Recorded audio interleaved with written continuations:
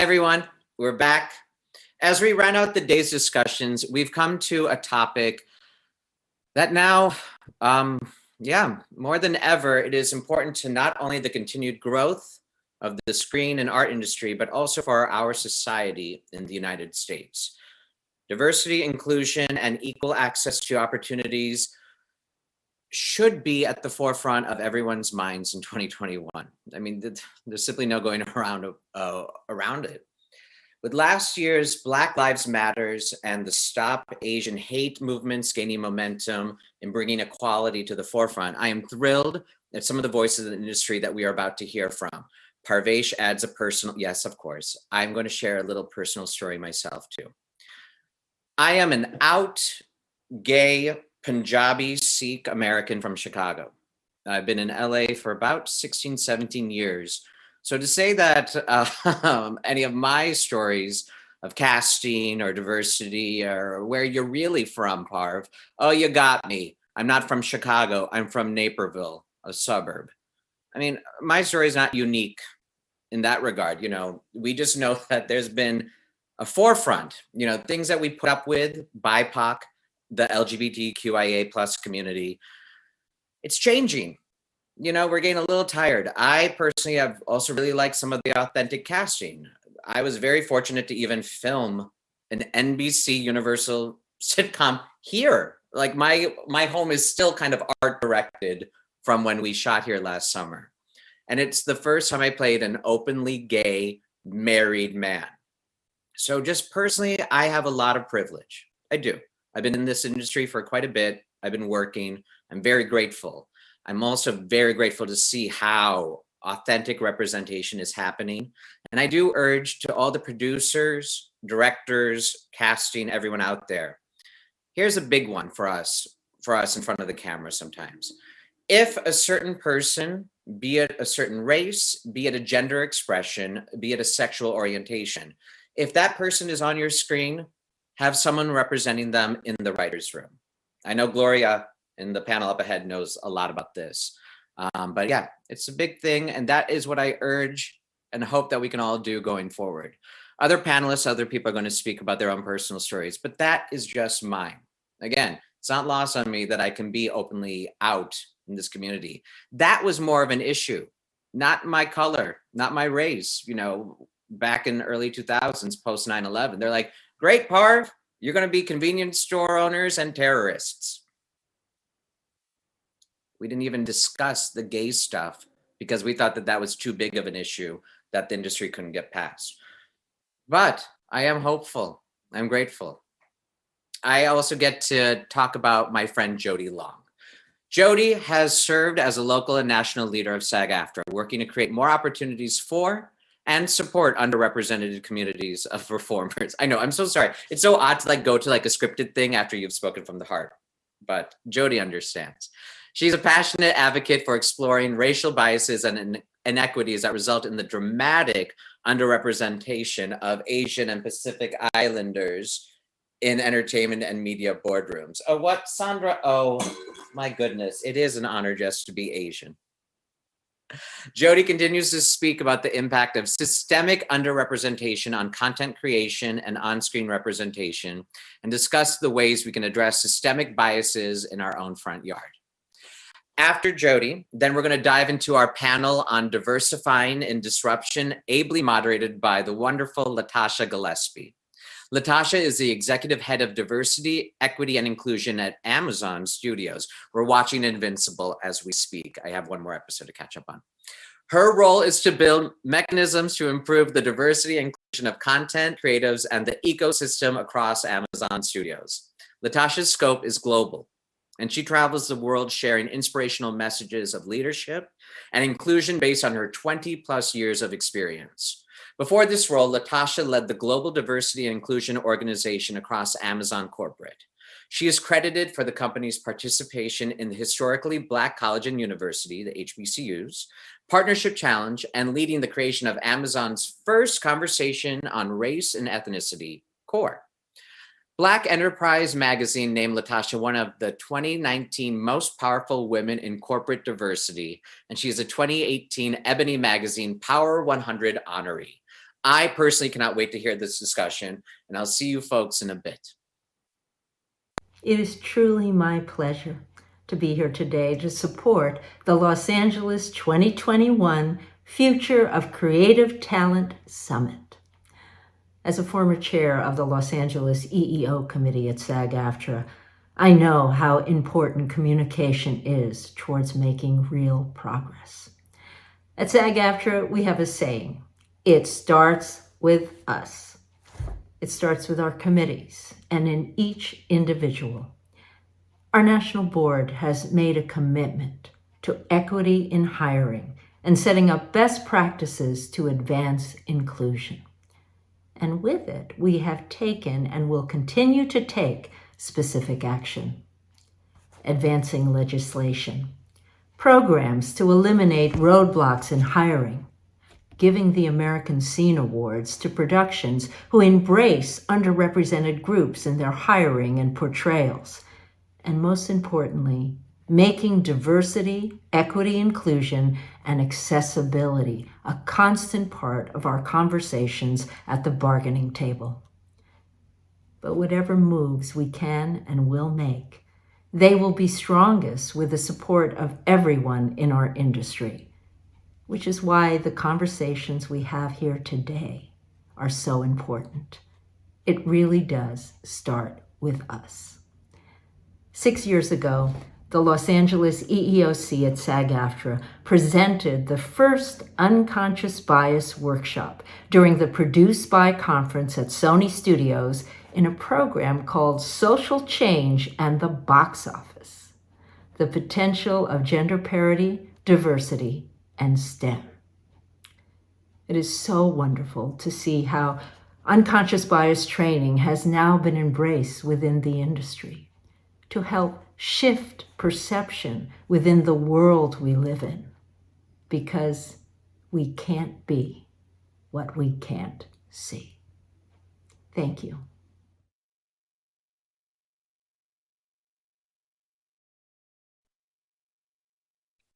Breathe in,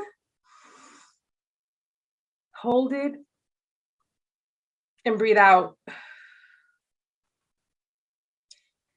Sometimes we forget to breathe. And yesterday, the world changed. The world changed because a 17-year-old Black girl took out her phone, and despite threats, despite intimidation by people in authority, despite her own trauma and fear, she made a decision, a very brave decision, to bear witness. And it was her bravery that literally forced a reckoning in America.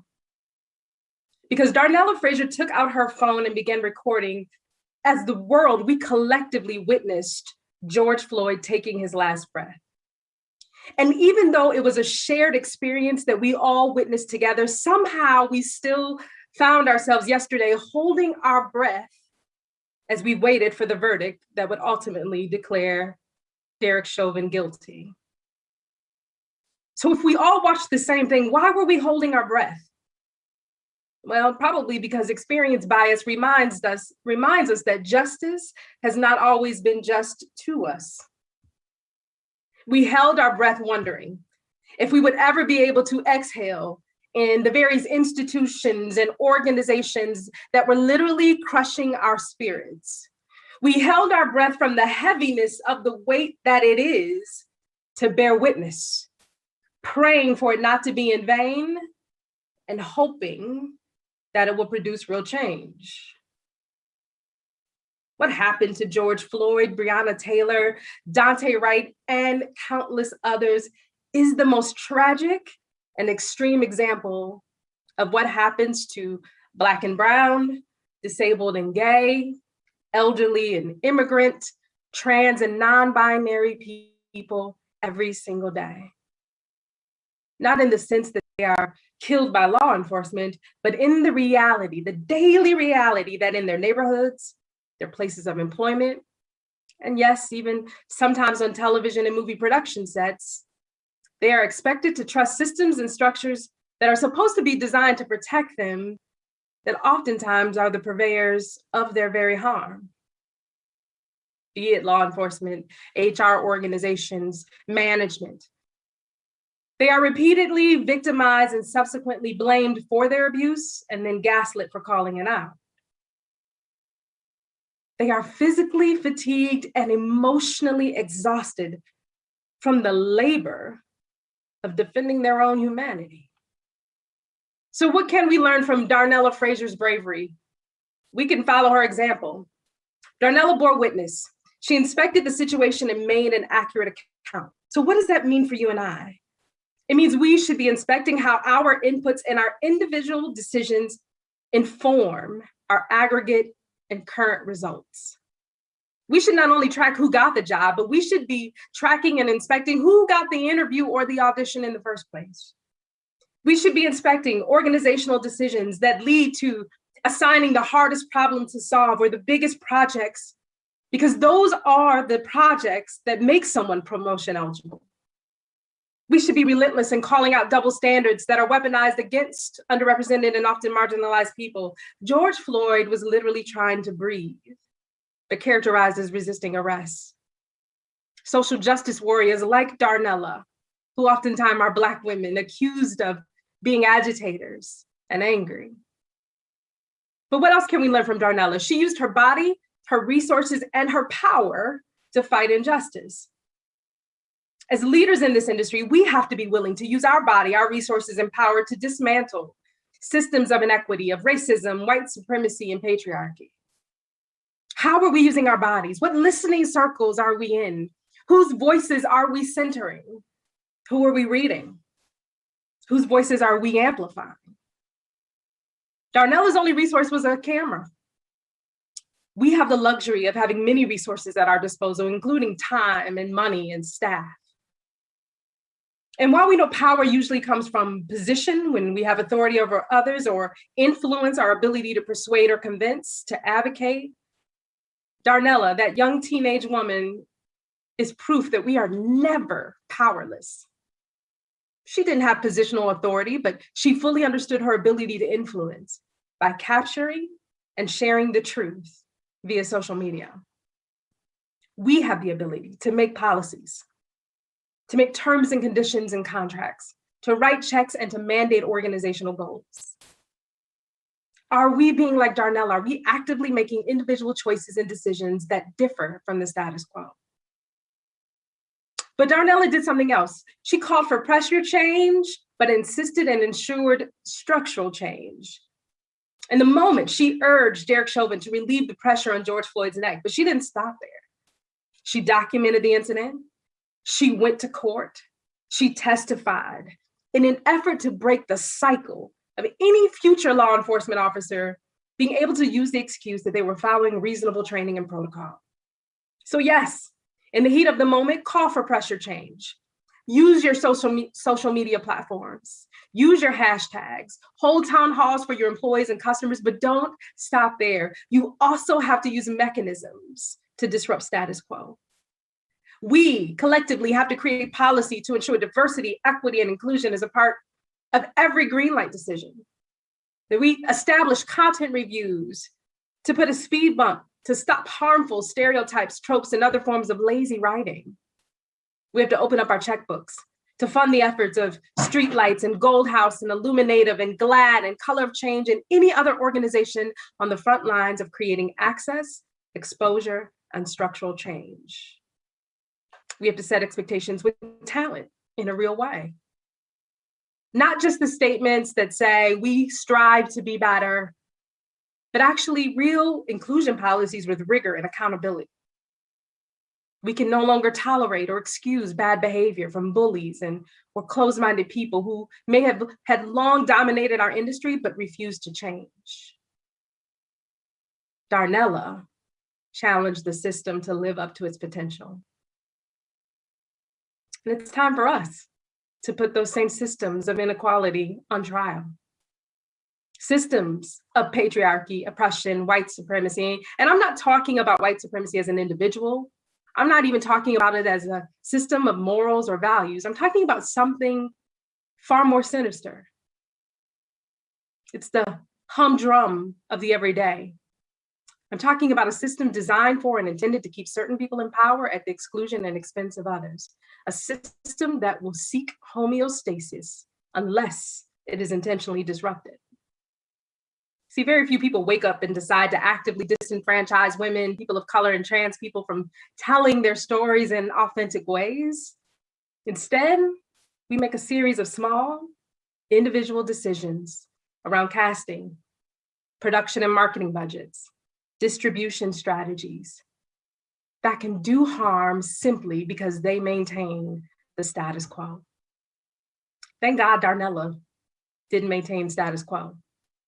She didn't just walk into Cup Foods that day to buy snacks on 38th Street in Chicago and Minneapolis and walk home with her younger cousin. Thank you, Darnella Frazier, for reminding us that courage is not about being fearless. It's usually about being very afraid and doing the right thing anyway. So if you will with me again, breathe in and breathe out.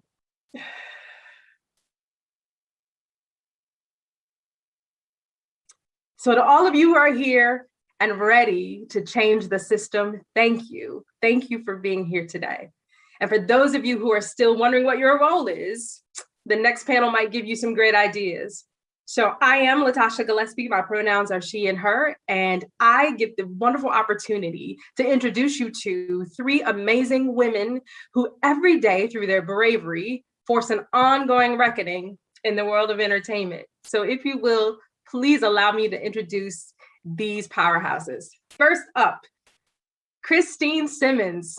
She is the Chief Operating Officer of the Academy of Motion Pictures and Sciences, the first woman and first Black woman to hold the position.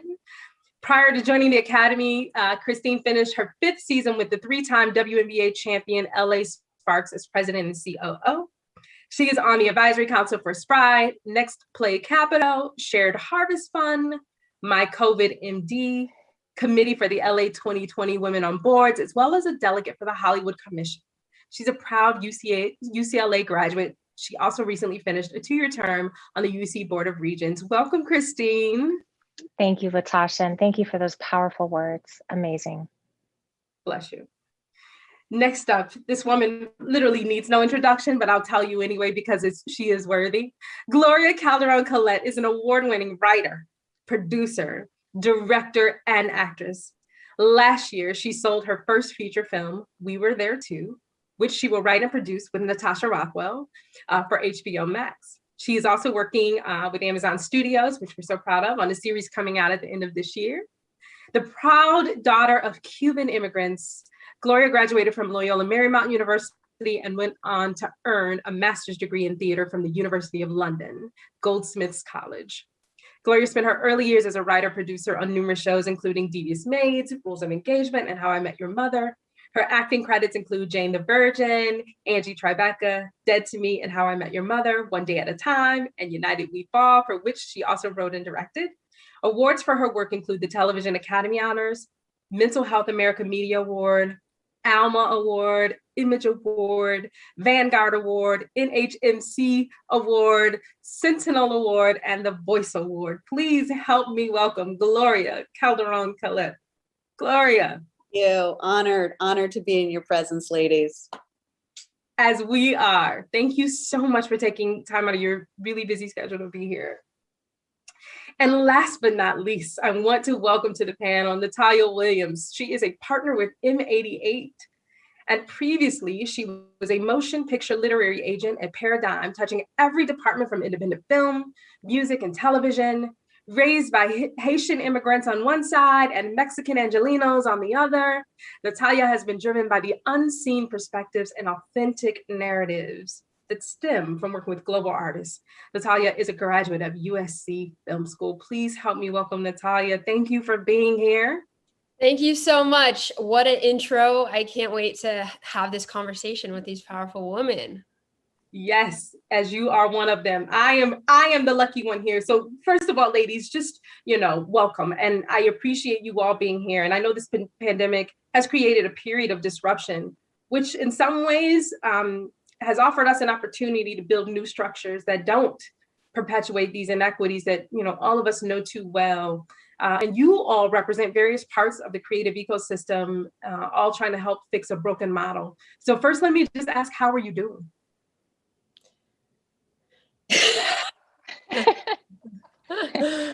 Thank you for letting us breathe earlier. I saw all of us take that breath, and I know I needed it. So thank you for that, for sure.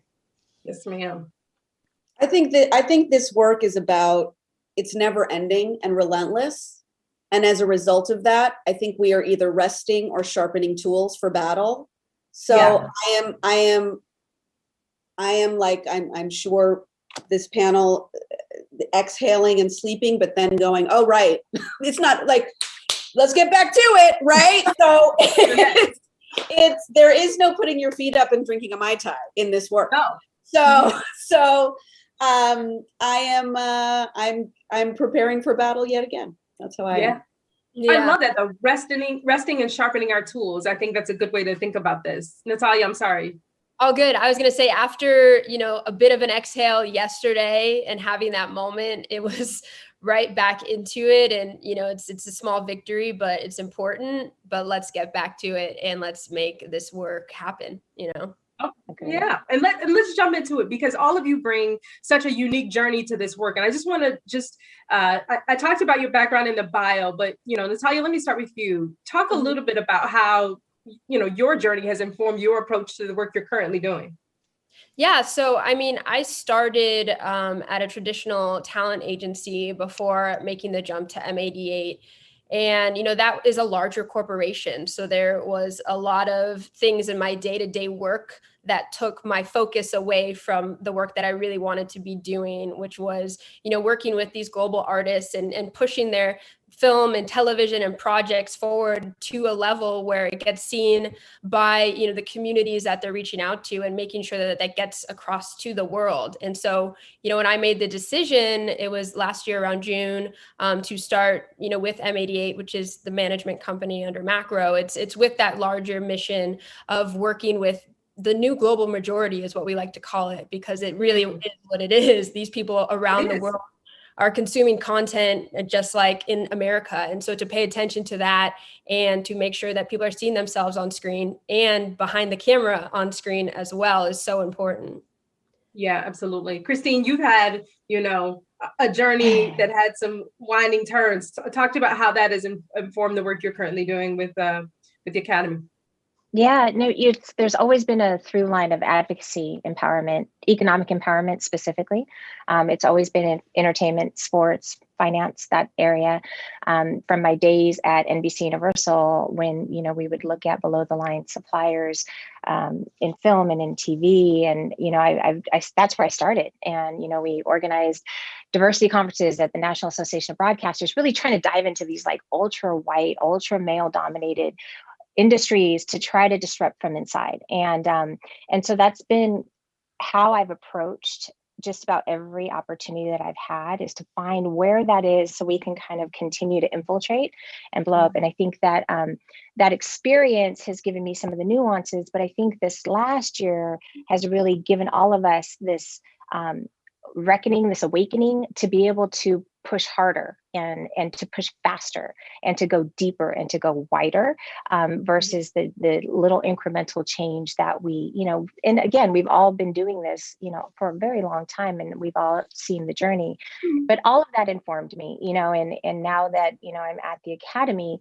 it's how do you do that industry wide? Because we touch almost every aspect of the film industry, and being able to do that which we control versus that which we actually influence, and then the ripple effect that can have, and understanding what that is and being able to push forward in that space has been quite the adventure for sure in my 2 years that I've been here. Yeah, and I can't wait for us to dive into that a little bit. Gloria, you are literally the heart. You represent the heart of what, all of us do, you as a creative and really on the front lines. And, how has your journey really approached how you're doing the work today? Well, when I first entered this work, I come from a line of storytellers, and I come from a community that I love and that I celebrate. And yet the first time I saw the name Calderon on TV, it was the drug dealer on Miami Vice. And I was like, oh, Calderon, that's so cool. Oh, but it's like the drug dealer that's killing everyone.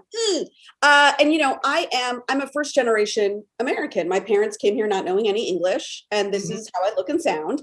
And I just felt like there was nothing representative of the celebration of what my community is on television. And the more I dug into that, the more I realized, oh, who's holding the pen really matters. It really matters. It matters who's in those spaces. And so my infiltration really came from, oh, I got to get in those spaces. And I'm okay working my way up, which is what I did. It took 15 years of starting at the bottom and working my way up to get to this point of power and privilege. And now that I'm here, it's really using this moment and this voice I have and this power that I have to continue to lift up the communities around me that I see also struggling, because I'm a peddler of joy. I think that really, I peddle joy, y'all. And I am here to celebrate these communities, because I think that it is also damaging that not only are we not seen the way we know ourselves to be, but we are always seen in trauma. And our trauma always seems to be the only way that we appear. And so for me, it is an act of resistance to show us in joy and show us in thriving. And so my work is centered on that, on celebrating what I know to be awesome. And the more I celebrate with the dominant culture, the more they're like, oh my God, we love y'all. Oh my God, this show being in my life is, so it is the most beautiful work. And I'm so privileged to be able to do it, because it reverberates into more joy. And so that's where I'm sitting. And not just to be awesome, but what you know to be true, right? Because our communities are filled with, singing and dancing and laughing and joy. And love. And so in this moment where we are so often centered in trauma every time we turn on the TV, I want to provide an alternative as well, so that when we are resting and sharpening tools, we can do so reminding ourselves of our true purpose here, which is to experience love and joy. Yeah, absolutely. Now, sometimes though, coming into this industry, you have a different perception than when you actually get into it and are doing the work. And so, part of helping understand where we need to apply pressure or dismantle systems is also learning about what really is. And Christine, what did you find surprisingly different than you expected when you got in? Yeah, and being, in and out of the industry in lots of different ways, the perception of it being uber liberal, uber progressive, right? That to me, when I came in, it wasn't quite as liberal as I thought, right? And as is perceived and as is promoted by some media outlets and other voices externally, right? So for me, that was a real big kind of wake up call to say, okay, and then even for those whom deem themselves liberal and progressive, their understanding of what true equity means, their understanding on how the industry has reinforced those inequities that have been institutionalized because of the ideologies that they were based on to begin with, right? And doing all of that has been quite, again, a wake-up call. And I think that the more, and there's some that are really becoming enlightened to understanding where all these things, because I'm that, I have a young son and he's always asking me why, right? And now I find myself doing that as well, right? So, well, we do it this way. Well, why do we do it that way? Well, why is it that criteria? Well, why is that the rule, right? And then if you do that enough at every step of the process, then you're going to see the inequity at every single step. Right. So we can't get to equality. We can't get to a meritocracy, right? We can't get to that which excellence is defined as until we truly understand what that definition is. And so, the work that we're doing is, how do you broaden that aperture, right? Let's use film talk. How do we broaden that lens through which excellence is recognized? Because it's way too narrow, and it has been for way too long. And so really, really acknowledging that is new for the Academy and Hollywood, right? And so we do want to acknowledge it. We have to reconcile with it and be real with who we are and where we're coming from, and know the path we have to go to get there. But to me, it was that, oh yes, everybody, is liberal and progressive and let's, change the world. And you get in here and they're like, okay, that's good, as long as it doesn't affect me. Right. Listen, you better talk about it. And so Gloria, And that trickles down in your world directly, because I read your bio and people are like, she has made it. But you know, on the other side of that, based on what Christina said, there are a number of challenges that still exist to be able to create. And so what does that look like for you? I mean, I feel like it's, you know, when there's a lot of people, the thing that I'm really focusing, I'm starting to shift focus to dominant culture and how do I let them know that they are safe? Because I am hearing again and again, oh my God, it must be nice to be a Latina right now. It must be nice to be you because everything's free. And I was like, yeah, it's nice to be me because I got big deal and I'm at Amazon making stuff. There's a lot of people that are not me.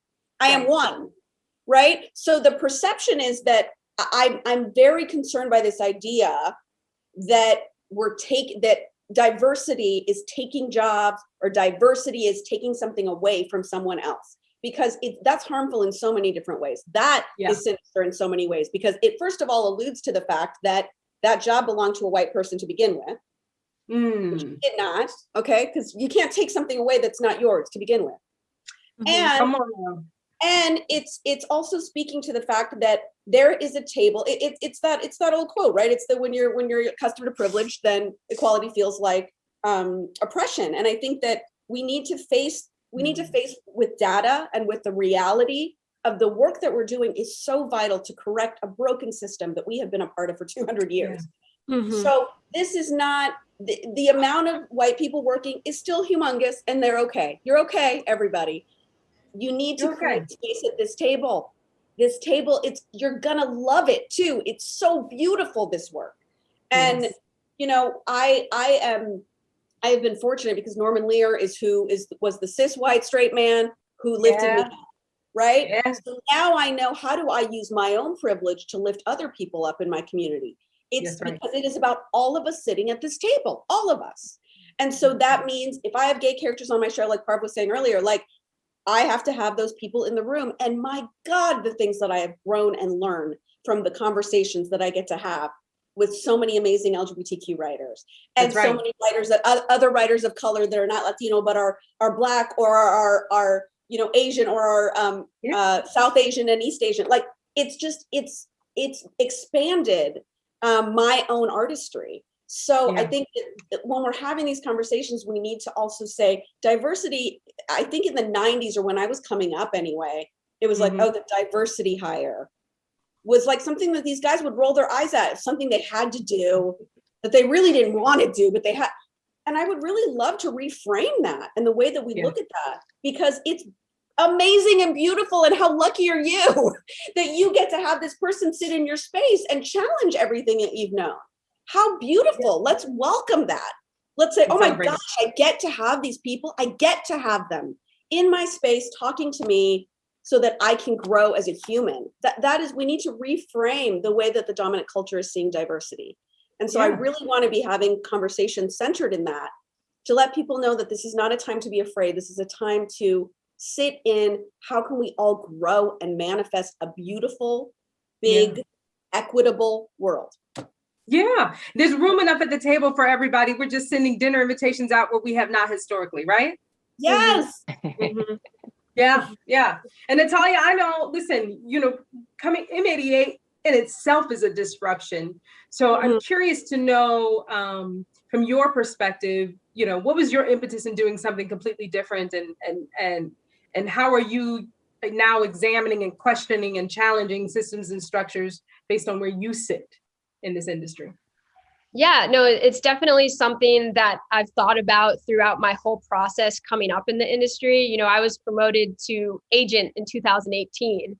So before that, there was a lot of steps of, you know, coming into the office, paying my dues, and, you know, working at a predominantly white institution, and, you know, kind of code switching, muting myself for those first couple years as I was finding my confidence as a representative.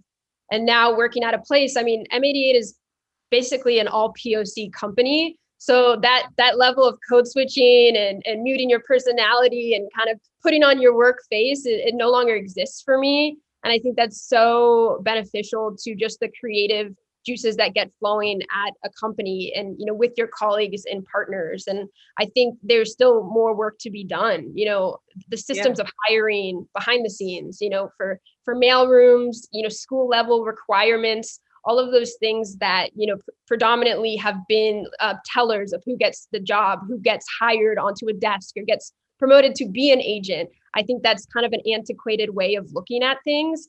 And, there's hustlers that, we just hired someone who signed his first client the other day, who he did not go to college. We just met him in Cleveland while we were shooting Judas and the Black Messiah and brought him back to LA. And I think he's the future of our company. But that seeing the talent behind the scenes, as well as, in front of the scenes, in terms of actors and directors and writers, and the idea of a bankable piece of talent or a tried and true filmmaker. What does that even mean? Because traditionally our systems didn't create opportunities for those voices to come up despite the talent that they're bringing to the table. So really looking and examining at those, those questions and making opportunities, even from a place of management and, the clients that I represent, but across the board throughout industry and executives, whether you're an agent or you're an executive at a studio, a network or production company, it goes across the board. Yeah. Because even the ability to come in and do that mailroom job itself is a privilege, right? Like everybody can't afford to live. Let me tell you, thankfully, my parents live in LA, because otherwise, I was living in my parents' house while I was doing that job, but some people don't have that luxury. And, I'm aware of that as I was going into work every day, that, that level of inequity in terms of who gets to be able to do that job, because the pay is a huge thing. And I know that all the agencies are working to, raise the pay for their entry level jobs. And it's something that they realize is a problem, but there's still a lot of work to be done there. Yeah, because I think the rest of the industry, I'm glad to hear that, because, I know the rest of the industry, depends on that pipeline and often leverages that pipeline as for entry level talent coming into the business. There's so much work to do to change our industry. And it's easy to call out what others should be doing, right?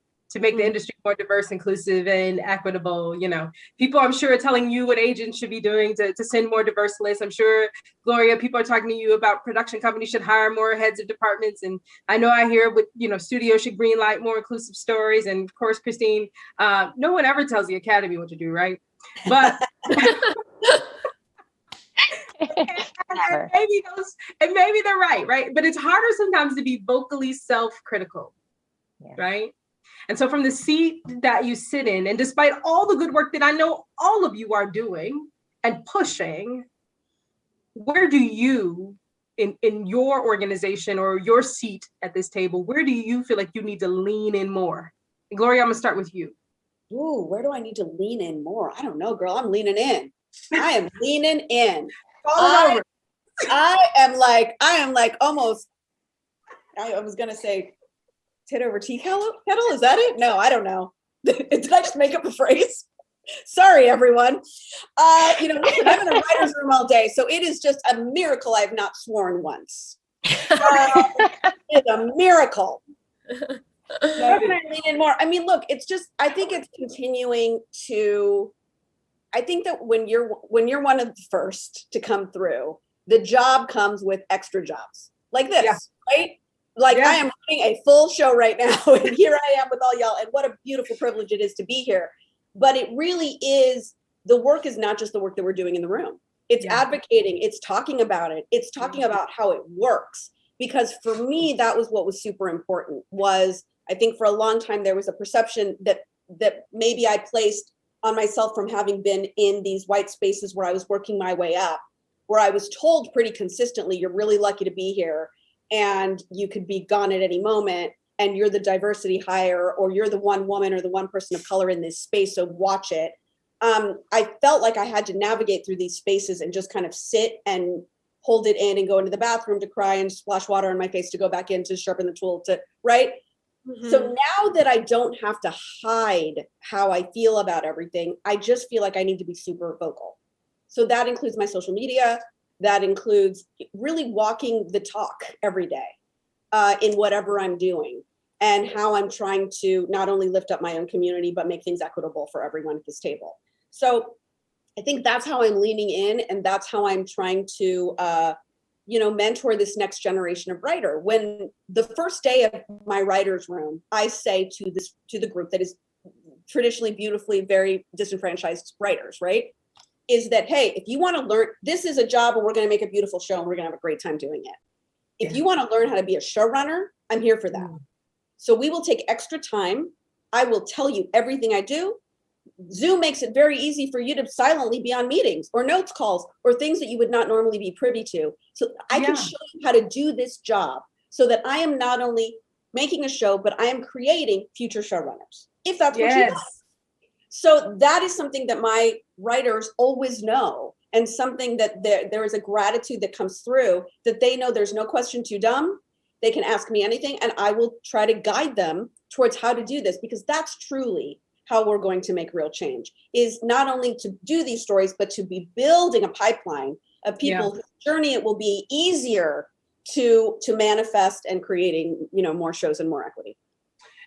And listen, and that is so important, because that's the prayer, from at least from my perspective, that when a person gets a deal, that they look at that deal like you do as an opportunity to create more space to uplift and bring people along, versus in the same list of showrunners that we always see.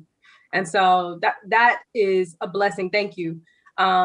Christine, listen, we all know the work that you've been over there doing at the Academy, changing the standards for voting, trying to make sure there's more equity in who can vote. And so no small tasks in the work that has really come out of your organization in the past year. And with all of that aside, where do you wish you could put on the accelerator a little bit harder? Yeah. The struggle is there's so much, like all of it is the first answer, because we literally are just getting started. So, literal all of the above, that's one. Two, the holistic approach, right? That ideology that I referred to before, we really have to change the ideologies. Then as we get more tactical, we have to dive deeper and go wider with our Latinx brothers and sisters. We have to go deeper and wider with our LGBTQ community. We have to do it with the Asian American community, and absolutely with the Native American community and Indigenous people, and absolutely with our uniquely abled brothers and sisters. So all of those populations, while the work that we've begun to do and seen representation a bit more within the Black community, and then also with women, or those who identify as women and female, we want to make sure that, okay, we have a great, and then there's one, and then there's one, and then there's, so representation is representation, and all the beautiful intersectionalities of all of those things. And while we all have a lot in common with the things that we're trying to overcome and the inequities that are there, each is very unique. Each community is very unique, and the approach and the challenges that they face are very unique. And so how do we go deeper, but most importantly, faster, right? And the runway, so this is a 93-year-old organization, y'all. And I don't know how many 93-year-old people you've tried to convince to change recently. No, but just in general, any institution, right? That's old. Like, it's, you gotta figure it out. So the time between year 0 and Oscar So White, right? There was that. And from Oscar So White to now, right? The runway was shorter and progress was made. But now I don't know if you guys have ever been to St. Martin. There's this little tiny beach as you fly in. I had the privilege to go once, little teeny tiny runway. We got less than that, right? And we know it. And it's important to acknowledge it. We got to go deep, we got to go hard, we got to go fast in all things. So this is really a beautiful moment. Our board has leaned in, our senior leadership has leaned in to say 100%, this is what we're doing, and we're going to do it. And we're committed. We're talking about it every single day. We talk about it as much as we're talking about the show right now, where I literally just came from. We're talking about this in every aspect, and not just the show, but year round. So I know that it sounds like I'm saying all things, because it is all things. And there's, I almost cursed too, Gloria, a lot of work, a ton of work to do. But that's actually encouraging, that you don't think that just changing the standards is going to be enough, that you understand that it's just a starting point. So I think it's helpful for us to hear. Yes, it has to be the entire ecosystem of everything that we do at every single point. And we're doing it internally, from how do we invest our money in our portfolio. We have the amazing Melody Hobson, who's chairing our investment committee, to the media outlets that we're giving exclusives to, you know, our multicultural spend, to our archives and our library, and of course our beautiful museum. So when I tell you we're looking at every aspect of this business, and that's the other part of it that I love about my role and the honor to serve in this role, is that most of those departments report into me. So while we do have an office of representation to help support in best practices, we're holding those departments accountable for what they do, just as anything else that we would hold them accountable for. And you know, the office is there to support, to give resources, but it's on them. And that's who we're The holding business is accountable. The business is accountable. It's The operations. business is accountable. Natalia, what's keeping you up at night? Where do you feel like, if I could just solve that, or if I could just move faster on that, I'd be able to sleep a little bit better? I mean, it's definitely, you know, starting out with a company with such a disruptive mission. It's something that we're constantly talking about, you know, in our meetings, of how are we, you know, holding up to the responsibility of being, you know, one of the first management companies that has the mission of representing people from different backgrounds and experiences. And, you know, I think it's easy to fall into being complacent because you feel like, okay, check that box. We're this company, so we don't have to worry about doing this or uprooting our systems. But, you know, we also all came from larger institutions and agencies that, like, we were trained in these systems. So we have to make sure that every day we're asking the questions of, you know, what are we doing to further the mission of what we set out to do? Because it should be constantly growing and getting bigger, the footprint that we're bringing into the industry. And, you know, that goes across the board with, you know, the projects that we're working on and the clients that we represent. And, you know, not just focus. POC is like such a big world of talent and people coming from different backgrounds. And, you know, it's easy to have a monolith for different ethnicities, right? Like I know a lot of people like to put all Latin artists in one bucket, but, you know, someone telling stories from Guatemala is different than someone telling stories from Mexico, from someone who was born in the US. And so to be able to represent that wide breadth of talent and experiences, because it's the diversity of your background, but also diversity of your experience. And so to be hyper aware of that in every day, you know, the work that we're doing. Absolutely. I so appreciate that. You know, let's talk about, you know, our role collectively in terms of accountability. And in this country, this is a country that has experienced generations of violence against Black and Brown and Asian bodies. And Gloria, I want to come to you, you know, as the OG of the group a little bit, right? So what role have we played as Hollywood? What role have we played that has contributed to that harm? Oh my gosh. I mean, there's so much. There's so much. I think that, you know, and there's ebbs and flows, which have been very interesting to see. And I'll take, you know, there's an activist, Fabiana Rodriguez, an artist and activist, who does a talk about culture, which is what we make, right? And she says it takes 10 years for culture to affect policy and change and how people are treated in this country. And she talks specifically about the LGBTQ community and Will and Grace and Ellen's coming out and how that led to marriage equality. Yes. So I went home after seeing her talk and was so stunned. And I thought about my parents' journey here. They came from Cuba in 1962, and they were able to live in a camp away from there. They were 14,000, for those that don't know, Operation Pedro Pan, 14,000 Cuban children came from Cuba and were held in Miami in detention facilities where they had warm blankets and toothpaste and were cared for. And while we were figuring out what was happening with Cuba and the uprising of the Castro administration, okay, our country used to do things like that. And churches, various churches, took in these children and helped these children. And what happened is Castro wasn't going anywhere. The government couldn't get him out. And slowly the freedom flights happened, where my grandparents were able to come over a year or two later. My parents were in foster care. My parents were taken care of by members of church groups. This was a time where our country did that. And that led to Cubans thriving in this country. Given a path to citizenship, were able to get loans so they could buy homes. Generational wealth begins. Get loans to send their kids to college, which is what my parents did. There was struggle. There were 5 jobs. There were all of that. But the privilege to be allowed a path to citizenship to do so. And I thought, how in this moment are things so different than they were in 1962? Well, guess what the #1 show in America was in 1952? I Love Lucy. A Cuban American is in everybody's house being joyful Yes. and funny and wonderful and married to a white woman and everyone's happy and good. And that is what it led to. So if you look at today and you look at the last decade of how Latinos and Black people are treated on television, we are in marginalized roles. And I know this firsthand. I know this firsthand from because I started as an actor, and it was gangbanger's girlfriend and gangbanger's sister. And I have to go in there and be like, Julie, put the gun down. Orale. I mean, it was insane. I was like, they're not like a teacher. They're not like a social worker. No, this is it. This is all that's available to me. This is only 12 years ago, y'all. So it's like, oh my God, no wonder we are in this predicament, because the story matters. The story matters. Representation matters, but the story matters. And it allows people to be afraid or less afraid, because the story is everything.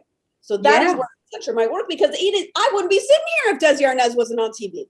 That is my reality.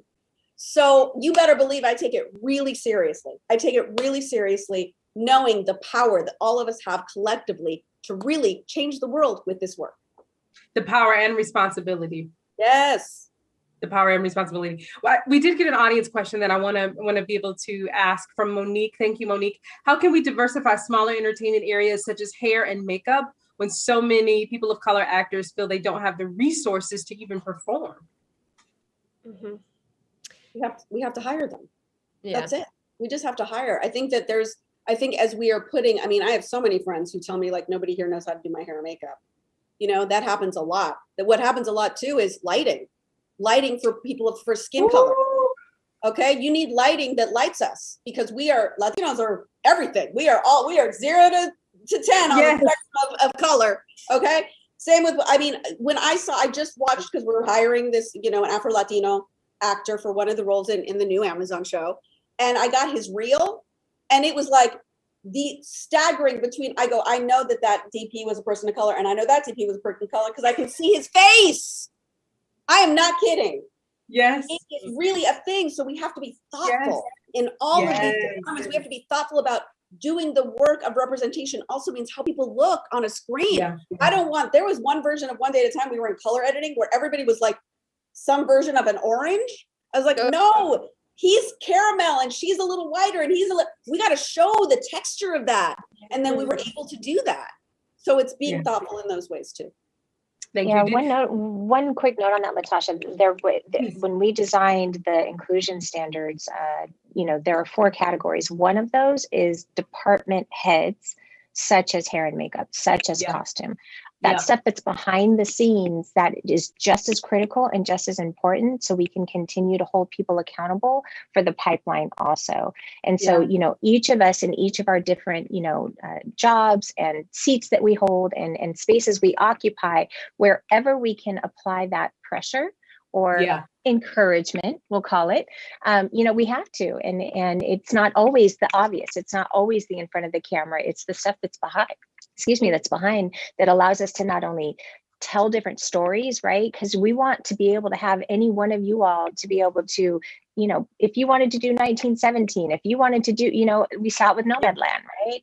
Those are the types of things we want to continue to encourage behind the scenes as much as in front of the scenes. And so, each of us taking that moment to say, what role do I play in the ecosystem of this so that I can? So if it's the guilds, if it's the unions, if it's us giving the awards, if it's the studios, who is asking that question? If it's the talent, it used to be the talent all the time that would be the only ones that would say, I will do it. And they realized their power, which was a beautiful, beautiful thing.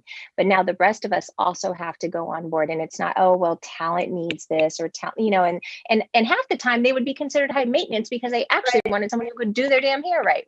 I know. So it's ridiculous. It's ridiculous. That's the equity piece. Yeah. The equity piece is putting the systems in place so that they don't have to ask, right?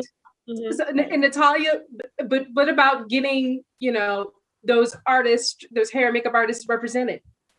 Exactly. Like there should be opportunities for them to have someone negotiate on behalf of them for any jobs that they're doing. And there needs to be that needs to be more public as well. Like someone who's coming up in the hair and makeup industry should know what agency they should be calling or who are the names in this industry that can work on behalf of them. And that's just not something we hear about as much or talk about. You know the big celebrities, who their go-to hair and makeup person is, but beyond that, it's like it's not super visible. And so what can we be doing to change that in the press and just publicizing, around Oscar time? Like what are the articles we can be putting out around the hair and makeup team on a film that really paid attention to the different colors and hairstyles of all the different people that were acting in that film? Absolutely, absolutely. I want to, I appreciate all of you sharing your lived and work experience. I want to ask you a more personal question as we wrap up. And this is about, how does your role, how you show up as a woman of color, how does that influence how you show up in spaces that you occupy? Do you feel that space has been created for you to be authentic and to bring your whole self to the table? Or do you still find yourselves doing a lot of mental gymnastics, thinking about, what you're going to say, how you're going to say it, and how it's going to be received? So Natalia, I'm going to go back to you.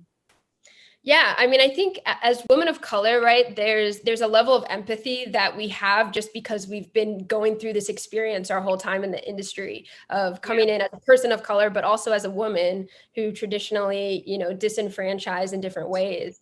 And I think, a lot of work has been done to take away some of that mental gymnastics, but I'd be lying if I say I didn't think those questions internally every time I step into a room, even within my own company or people that are of the same background as mine. It's still something that you're constantly thinking about because of just the tradition of what you had to do to get to this point as well. Yeah, it's ingrained in you at this point, right? Mm-hmm. Christine, you feel a big seat, a big chair, big shoes. I do.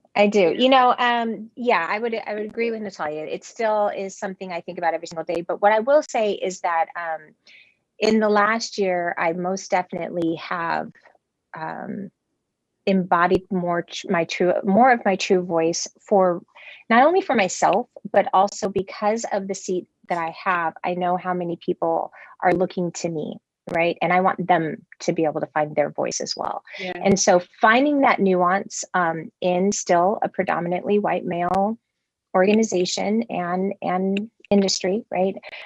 It's unique. It's a unique trait that we all have to do. I mean, to the point where, I have beautiful, big, giant curls. And now, if I choose to straighten, it's because I choose to, because I like flexibility, I like going back and forth, I like all the fun things I can do with my hair. It used to be that no matter what, I would straighten my hair, right? And now I'm wild and curly when I want to be. I'm straight when I want to, my hair is straight when I want to be. And so those are the types of things, and just expressing myself in different ways. And when I am in that space and I'm questioning myself, I think about who's watching me and making it better for them.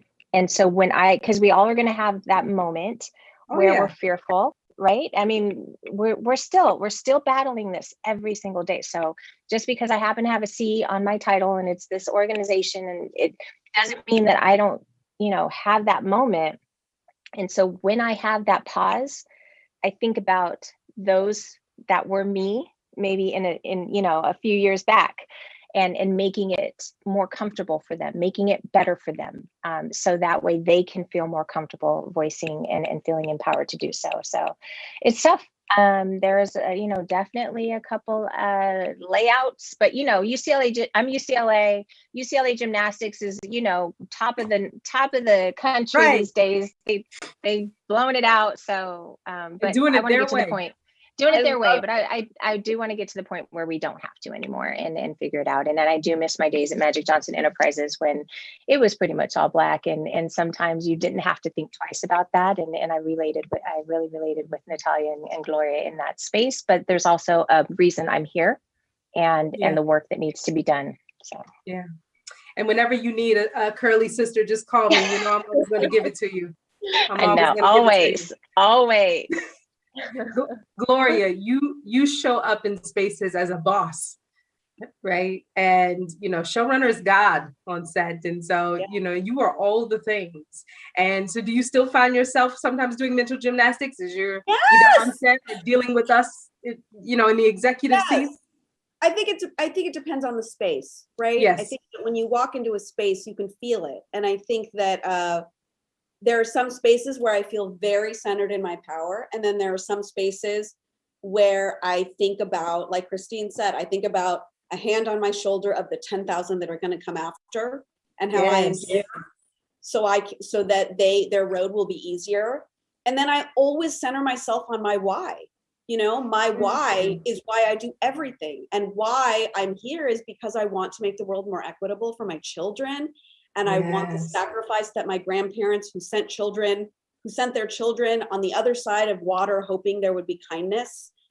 I am here by virtue of their sacrifice. And so every day I walk in not only being a Latina woman, but being the daughter of Juan and Gloria and the granddaughter of Marta and Pepin. And, I walk in that and then making that road easier for them. So I think that's where the power centers from. And if we can all really think about that and think about when we're feeling scared or timid or wanting to just shut down because it's too much, that's what keeps us going, is those 10,000. We owe it to them. Yes, stealing a quote from Oprah, we walk in a room as one, but no, there's 10,000 Yeah. standing behind us. That's it. Yes. And there were so many nuggets and gems. Centering yourself on your why, right? Make sure we were going deeper, wider, and faster. Opening up your purse. See talent no matter where it shows up, even on the streets of Cleveland, right? Times for rest and times for retooling. All of these are important. Ladies, you are beautifully brilliant. You are badasses. You are brave. You are my sisters and my sheroes, and I can't think of a better way to spend a morning than having a conversation with you. So I have to say thank you for all of the wisdom, the time, the energy, the gems, and the work that you do every day. Know that we are holding you in space and prayer to do all the good work that you are doing. And we have to say thank you to Adam Fowler, Leo Gomez, Rachel, for all of the folks who put this together behind the scenes. Thank you so much for having us. Blessings. Thank you. Thank you. Beautifully moderated, Latasha. Amazing. Love you, Bill.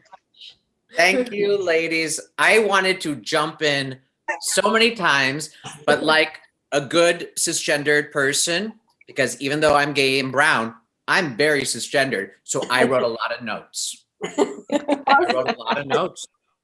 I would not go through life just not taking notes everywhere. This notes app on the phone is just full of everything. So, seriously, thank you so much, Latasha, Christine, Gloria, and Natalia. We're very fortunate to have had such a dynamic group. I mean, come on, I'm going scripted, but I have to share, like, I will always remember Whitney Houston on the behind the scenes for The Bodyguard, 1992. And she's on HBO and she's saying, "We are people of color. Light us here, not these shadows behind." Like, I'm literally looking at my NBC Universal Ring camera that I didn't give back, the ring light, because they didn't ask for it. And I'm like, yes, oh my gosh, my oranges, my reds, and this doesn't mean not being that great, but that is so important. And a big trick, because I wrote this down too, Carol's daughter became every brown Punjabi's friend with the curly hair, because even the men have to come to set. This is why I joke about the beard brush, because you have to come ready. You go to sometimes all Caucasian vanity departments and they might be like, I don't know what to do. And it's changing. And the fact that it's even a conversation, no one is difficult. There's a vanity to it, but we are here there's sometimes, if I'm here to tell your story, make me disheveled and messy if I'm a messy character. But if I have to look on point, come on, groom this. Mm-hmm. Love you, Parv. Next conversation, thank you you so are much. included. Bless. Everyone at home, we're going to take one more minute. We're going to just take a quick break before we have our final remarks from Mayor Eric Garcetti.